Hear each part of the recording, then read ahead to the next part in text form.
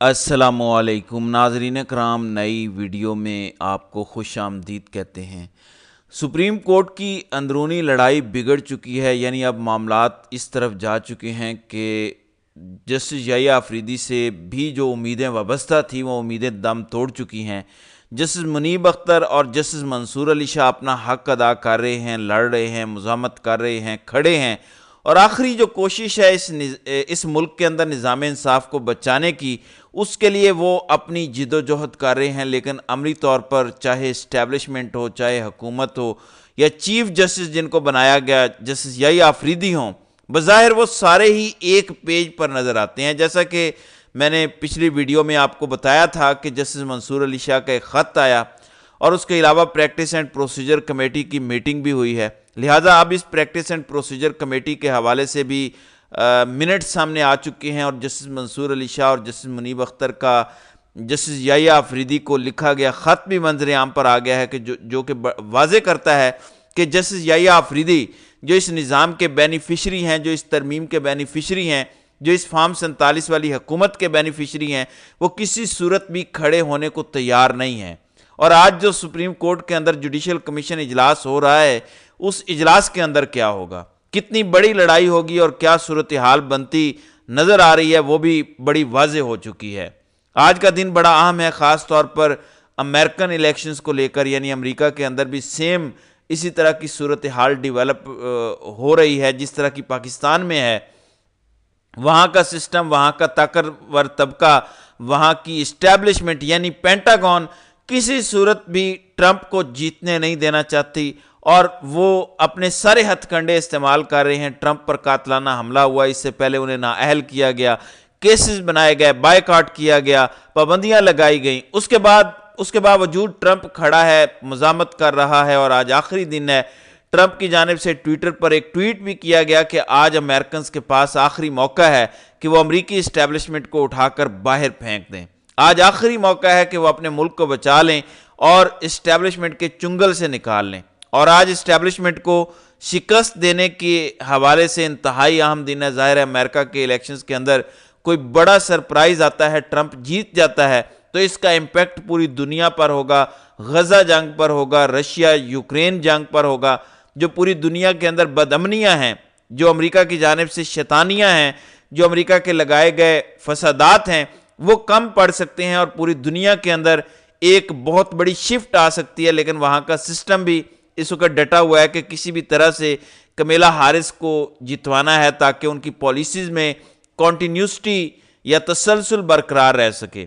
दूसरी तरफ पाकिस्तान के अंदर भी आज एक अहम दिन है। जिस तरह से सब्ज़ी मंडी बना दिया गया है, सुप्रीम कोर्ट सब्ज़ी मंडी से भी बदतर मंजर पेश कर रही है।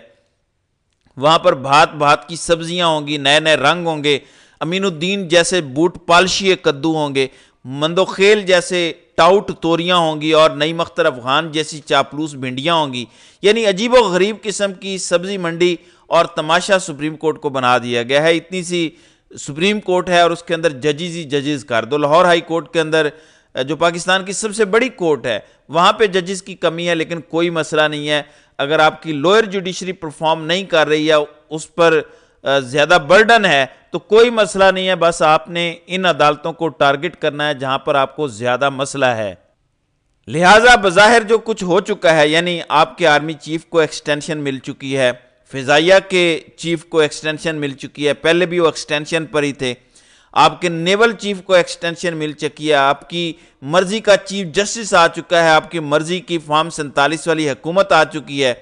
ऐसी बदमाश हुकूमत, यानी पीपल्स पार्टी को तो आप छोड़ ही दें, बात ही ना करें, जरदारी टांग टूटने का बहाना करके मुल्क से बाहर बैठा है और बाकी सारे इनकलाबी कॉमरेड्स नज़र ही नहीं आ रहे जो पहले बड़े जमहूरियत के चैंपियन बना करते थे। क्या चौधरी मंजूर, क्या रज़ा रब्बानी, क्या कमर जमान कायरा, क्या नदीम अफजल चंद, जो कहते थे कि मैंने इमरान खान की पार्टी इसलिए छोड़ी कि वहाँ इस्टेब्लिशमेंट सब कुछ करती थी। तो अब यहाँ पे इस्टेब्लिशमेंट नहीं, खलाई मखलूक सब कर रही है।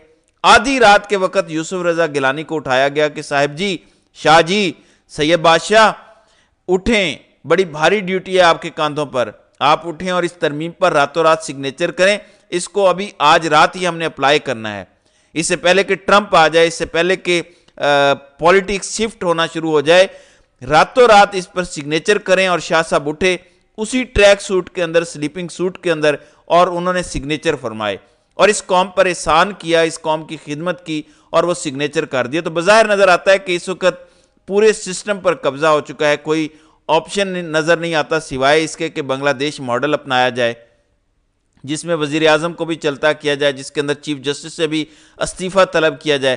اس کے علاوہ کوئی آپشن اس وقت ملک میں بچا ہوا نہیں ہے، اور بنگلہ دیش کے لوگوں کی اور پاکستان کے لوگوں کا آپ کمپیریزن نہیں کر سکتے۔ بنگلہ دیش کے لوگوں کا سیاسی شعور ہم سے بہتر ہے، آپ پیچھے ہیں ہم پیچھے ہیں ان سے 60 سال پیچھے ہیں۔ ہم کو اس مقام پر پہنچنے کے لیے 60 سال لگیں گے۔ آپ کے گنڈا پور، آپ کے بیرسٹر گور، آپ کے سیاست دان بنگلہ دیش کے سٹوڈنٹ سے بھی نچلے لیول کے ہیں، لہٰذا بھول جائیں۔ اب جو آخری امید ہے وہ جسٹس منصور علی شاہ ہیں جو اس وقت لڑ رہے ہیں، جو جسٹس منیب اختر مزاحمت کر رہے ہیں، کریں بھی تو کیا کریں، 2 ججز کر بھی کیا سکتے ہیں۔ بہرحال جسٹس منصور علی شاہ کی جانب سے یہ فیصلہ کیا گیا ہے کہ یہ جو آج جوڈیشل کمیشن کا اجلاس ہو رہا ہے اس میں وہ شرکت کر رہے ہیں۔ یہ ایک پازیٹیو ڈیولپمنٹ ہے، بجائے اس کے کہ وہ پیچھے ہٹ جاتے۔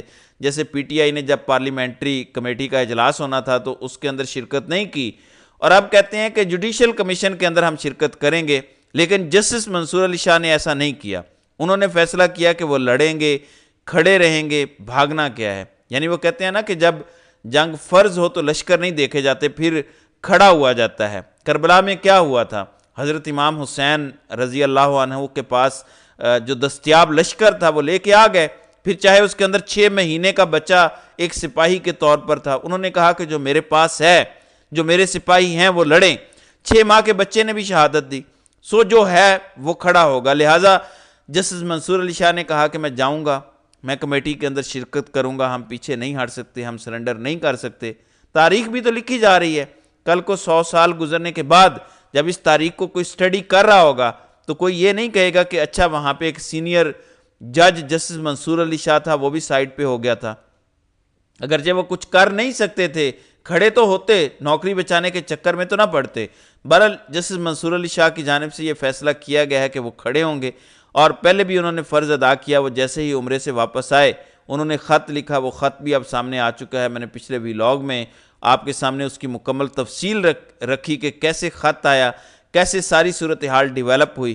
تو وہ 31 کو واپس آئے، 31 کو ہی انہوں نے ہنگامی خط لکھا جسٹس یحییٰ آفریدی کو کہ ملک کے اندر بڑا کرائسس پیدا ہو چکا ہے، یہ ترمیم آ چکی ہے، شب خون مار دیا گیا ہے، تو مہربانی کریں اس پر فوری طور پر فل کورٹ بلائیں۔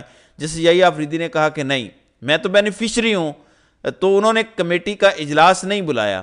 جسٹس منیب اختر اور جسٹس منصور علی شاہ نے خود اپنا کمیٹی اجلاس بلایا، ظاہر ہے وہ کر سکتے تھے، انہوں نے کیس فکس کیا۔ اب رجسٹرار نے اس کا نوٹیفیکیشن نہیں جاری کیا، سسٹم نے بینچ نہیں بنایا، سسٹم نے کاز لسٹ جاری نہیں کی۔ جسٹس منصور علی شاہ کا یہ حق بنتا تھا، انہوں نے دوبارہ ایک ریگریٹ والا بھی خط لکھا جیسے جسٹس یحییٰ آفریدی کو کہ آپ سے یہ امید نہیں تھی۔ کمیٹی نے آئین کے مطابق ایک بینچ بنایا، ایک کاز لسٹ جاری کی، نہ اس کے منٹس پبلک ہوئے، نہ اس کمیٹی کے اجلاس کے حوالے سے، نہ اس کمیٹی کے اجلاس کے حوالے سے کسی قسم کا عمل درآمد ہوا۔ بہرحال اب دونوں چیزیں سامنے آ چکی ہیں، خط بھی منظر عام پر آ چکا ہے، جو میٹنگ منٹس ہیں وہ بھی سامنے آ چکے ہیں، اور اس وقت جو صورتحال ہو چکی ہے وہ بڑی ہی عجیب ہے۔ اس کا مطلب یہ ہے کہ اب آئندہ آنے والے دنوں میں بہت ہی عجیب و غریب صورتحال بننے جا رہی ہے، کیونکہ چیف جسٹس نے منصور علی شاہ کو آئینی بینچوں کا سربراہ مقرر نہیں کیا۔ اب یہ جو اس وقت سپریم جوڈیشل کونسل کا اجلاس جاری ہے، اس سے جو خبر آئے گی، یہ خبر جو ہے ایک مکمل منظرنامہ تبدیل کر سکتی ہے۔ تو دیکھتے ہیں کہ آگے آگے ہوتا ہے کیا۔ تو ناظرین اکرام، آپ کی اس ویڈیو کے حوالے سے کیا رائے ہے؟ آپ اپنی رائے کا اظہار کامنٹ سیکشن میں ضرور کیجئے گا۔